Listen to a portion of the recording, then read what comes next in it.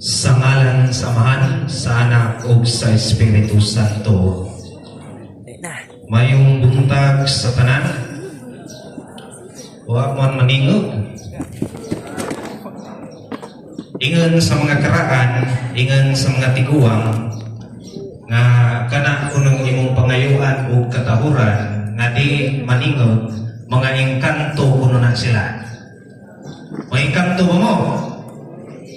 May kanto ba mo?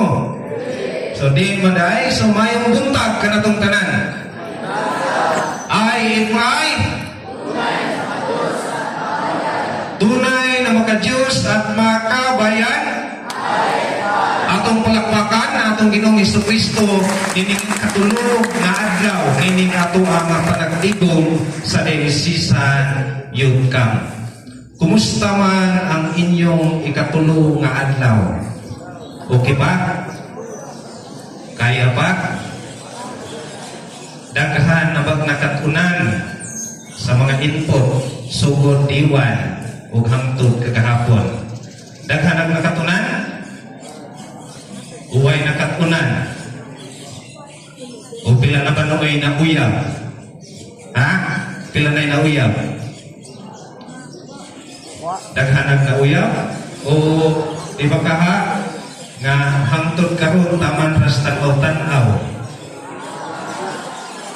O di ba kaha sa Lunes pa gibasted na?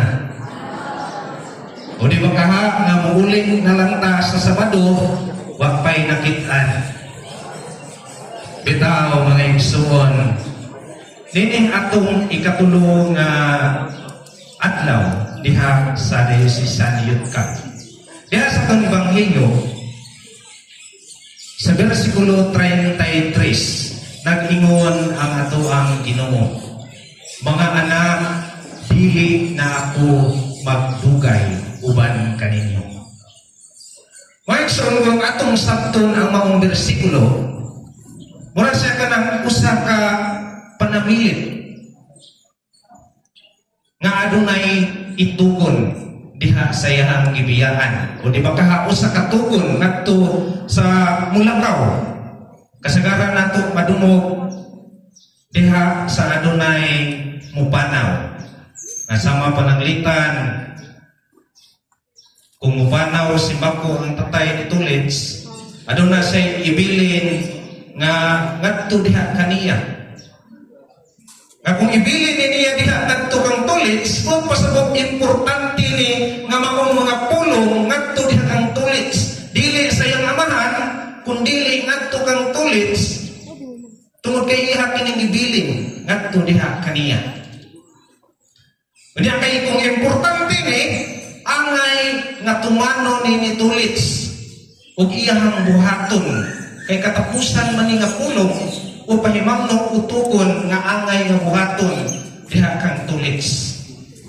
O di ba kaha diha ka nato nga sa paglabgan nato diha sa Lunes, adunay mga pahimangno atong mga ginikanan pag-amping mo dito sa inyong youth camp. O di ba kaha pag-ayo-ayo mo dito.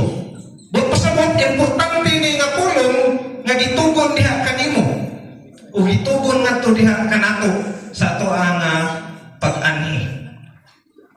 Diha sa atong Ebanghelyo sa bersikulo 34, unsa man ning suguha nga gitugon diha sa atong Ginoong Jesucristo nga diha sa pag-ingon nga mga anak, dili na ako magdugay uban kaninyo.